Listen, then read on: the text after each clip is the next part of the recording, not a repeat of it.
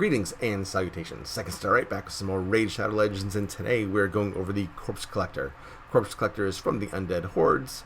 She has an interesting and perhaps illegal pastime in collecting corpses, but I guess we all need a hobby, so who am I to cast aspersions on someone's choice of leisure activity? So anyway, before we get into her and what she does and how she can help you, please take a moment to like the video if you're enjoying yourself. If you're feeling generous, please subscribe, and then comment below if you find that I've missed anything, skipped over something, or you have an opinion to share. I would love to hear it, so file that away as we go through the video. Okay, so the Corpse Collector, 7 months ago, or whatever it was, when she came out, she was a huge benefit to Faction Wars, because she was one of the few non-legendary poisoners in that faction. There's a dearth of poisoners in there. There was only her and Karam. I think that was it until recently. Battle Pass came out, and with Battle Pass came the Frozen Banshee and the Grave Chill Killer, and now her place in Faction Wars may be in jeopardy, I think, because those two champions, they're rare, but they are really good. So I'll leave that up to you to decide, since I haven't built them myself. They're still just sitting at level 40 waiting for me to work on them. Haven't got around to it yet, but let's go look at her first, and we'll see how we feel about the Frozen Banshee and the Grave Chill Killer later. Her Insidious Parasite is her A1. She has a 40% chance of placing a Leech debuff for 2 turns on one enemy. Damage based on attack. You can get that debuff chance up to 50%. Leech on an A1 is really good. You'll always have a target available for your champions to hit, and then heal back from hitting the Leech target. Leech is good on A1. Hailfire, as an AoE, has a 75% chance of placing a 100% heal reduction debuff and a 50% decreased accuracy debuff on all enemies for 2 turns. That's really good in a lot of places, and we're talking about Faction Wars. Really good in Faction Wars because there are waves that have multiple healers in there, and this skill can kind of put the kibosh on that from getting out of hand. It does take 6 books to get the cooldown down to 3 turns, but that's the new normal, I guess. Noxious Escape attacks 3 times at random. Each hit has a 75% chance of placing a 5% poison debuff for 2 turns, and then places a Veil buff on the champion for 1 turn. We can kind of ignore the Veil buff. That doesn't really neither here nor there. But the poison is really good, and attacking 3 times is not bad. And you can get that percent chance up to 100% chance with 5 books. So there is that. And I actually have her in a Faction Wars battle. I think it's going on right now. Let's see where we're at. I think I can move this up, right? How do you work OBS? Let's try it. Okay, yeah, so this is Corpse Collector. She is right here. Whoa, hey, right here. And actually, you know, again, the character design on this champion is really nice. The dress has a lot of detail on it. It's actually kind of cool aesthetically. Is kind of pleasing, even though her face kind of looks like Zool from Ghostbusters. Still, much better dressed than the David Bowie hunky-dory outfit that Zool was wearing in Ghostbusters. Neither here nor there. I tend to digress when I think about media. Anyway, so this is Scartorsus at 60, Zelata at 60, and then I have Gorgrab in here at 50, and then the nice duo of Corpulent Cadaver and Corpse Collector. The alliteration between those is nice. They round out the team. And they're progressing nicely here. Let's see, Zealot's shielding. Okay, there's the poisons go up. So she landed 2 large poisons and then 4 of the lower variety of poisons. So her toxic set, as not good as it is doing its work here in this area. And then this is what I was referring to earlier, where we have 2 Vrasks. So we have multiple healers and then 3 veterans in this wave, and they can get out of hand if you can't control the heals. Fortunately, Vrask healing is based on crit, and there was a crit there, but on this wave at this level, the crit isn't something you really need to worry about. So Vrask isn't healing a lot. Vrask tends to do much better on your team than he does on an opponent's team in dungeons and whatnot. So at least that's good. And we're progressing nicely. We're not in any kind of threat. This is just level 11. but we're progressing nicely. We're going to finish this without losing anyone, it looks like. We got our heals down. We got some sleeps. We got some poisons. And let's see where we're at. Okay, healers are down. Brasks are down. That landed a lot of poison debuffs with that A3 right there. And some minor ones too, so the set was kicking in also. We got one small poison, and then the poison tick took out Vrask. So she did what she's supposed to do. And in this faction war setup, she actually did the most damage. And I think probably most of that is just from poison ticks. So that's her thing. Her thing, she's a poisoner. And in content that requires or is beneficial for poisons, she acquits herself well in that area. So let's see where else we have. Clan boss. I ran her at clan boss. This is my typical clan boss team with some notable exceptions.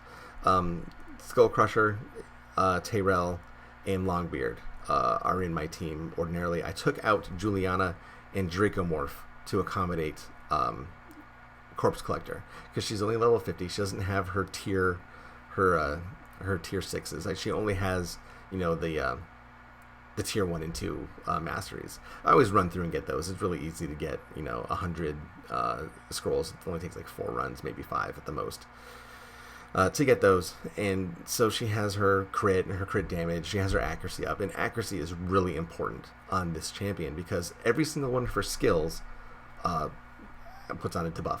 Right? I don't remember if I mentioned that before or not. I mean, you can definitely see it, but I don't think I emphasized it. So she's in a toxic set right now. I'll go over her gear real quick. I know I skipped over that so I could look at where we were in the faction war fight.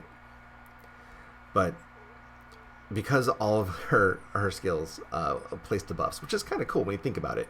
A debuff on A1 with the leech. We got heal down and accuracy down on A2. We have poisons on A3. Accuracy is something that you really want to at least acknowledge on this champion. I don't want to go through this whole set. You see what she's doing. The veil does help a little bit. The boss does, the clan boss does AoE, but he also has the stun, and so when her veil's up, she can at least avoid the stun. In this setup, in this scenario, that's beneficial for her because she can't take a lot of hits, right? So I think I have the end result. A 916 million. It's just brutal, and that's nothing. But you see, she did almost 2 million damage by herself. She lasted 4 minutes into the fight before the damage got more than Apothecary could help her get through. All right, so I had to take out my 2 main damage dealers just to accommodate this one champion, just to show an example of how she performs. So that's an example of how she performs without her tier 6 masteries. Around 2 million damage. Not fully built. Here, we'll look at shut this off. We'll look at her gear right quick so that you see where I'm coming from. So you saw what she was able to output. I have her in a toxic set. I'm doubling down on her poisoning ability. That's why I have her in toxic. Ordinarily, I would not recommend toxic for anybody, right? It's the low version of poison. You only have 10 debuffs on a clan boss. So it seems like they don't really matter. However, if you're not putting up 10 debuffs, try to put up 10 debuffs. And if you have to put on a toxic set to get there, why not? When I was first started playing on this account, I had a Jotun who had the HP burn. I didn't really have any other poisoners at the time, so I took a toxic set on my Jotun, and he was able to HP burn and poison. It was fine, right? It got me through. It got me up to brutal until I was able to finally replace him. But you want 10 debuffs as often as you can on the clan boss, and if you're not getting there, there's really no harm in putting that set on there if you have the support to live through it. It would not having lifesteal and what have you. So here she is. There's only one fully level 16 item, and that's the I think this is crit rate.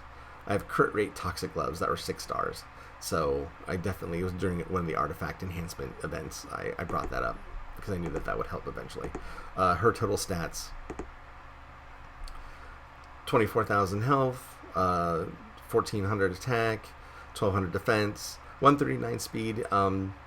As important as speed is, she doesn't have a defense down. So you kind of, if you have a defense break as your lead or as someone as your champion that goes first, you just want her kind of behind that. Crit rate 89%, as much best I can do on this champion with the gear I had. Crit damage 124%, same thing. 99 debuff resist, that's fine. And 150 accuracy, which is decent for this level and for the content that we're going for. She won't run into a lot of resists at that level. Another set I considered was Reflex. I think with her skills just doing so much, her skills do a lot of things. Her A2 and her A3 are really nice, and they have pretty short cooldowns, and especially if they're booked, getting us down to 3 turns, getting this down to 4 turns.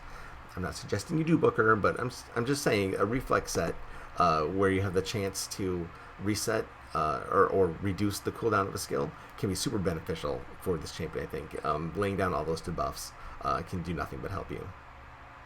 Now, I did run her through Dragon also. Let's see here. Dragon. No, that's not it.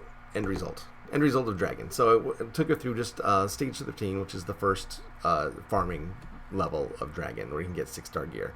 So yeah, I got a 6-star Frost set. Unfortunately, defense, flat defense stat. So in the bin, as Hell Hades says. So all level 50s except for my Skull Crusher, and she did 286, so she topped the DPS charts, mostly just with poisons. The dragon poison is really good on the dragon boss, so she's able to, carry her weight in these fights, even as a support. All right, so there you have it. That's Corpse Collector. Again, I don't know if she's going to be as useful in Faction Wars and stuff as she used to be, because they have 2 decent champions to take that place or serve that role now. That Battle Pass came out in Frozen Banshee and Grave Chill Killer are here. But that heal down is really good in Faction Wars still. It's really good in Spirit Keep, of course. You definitely want your heal downs there. And if you don't have it, she's a really good champion. She places it pretty often. Not bad. Leech on the A1 helps with the heals. Corpse Collector is not a bad champion. She's not great. I'm not going to worry about replacing her after I feed her to the beast to get my Cillian, but she's all right. She's not a bad champion, and I just hope that you understand, or this video helps you understand her capabilities, and you can make determinations for yourself if she'd help you where you're at mid game, or if you're trying to transition. If you think that's someone you wanted to 6-star because of all of the awesome debuffs she brings, maybe that'll help you. If anyone has ever used her in Arena, I've actually never seen her in Arena, so I don't know if she has a lot of functionality there. I just can't test her out being in Gold 4. She just will die right away. I tried it. It was not a pretty thing. So anyway, thank you for watching. I appreciate it. Hope you got some good information out of here. If you have any questions, please let me know. I do have Discord also. I always forget to put the link in there, but I'll probably try to put it in there for you. Again, give me a like, some comments, subscribe if you want to see more of this. I appreciate you. I love you all. Y'all are great. And I will talk to you, some other time. All right, bye. Thanks.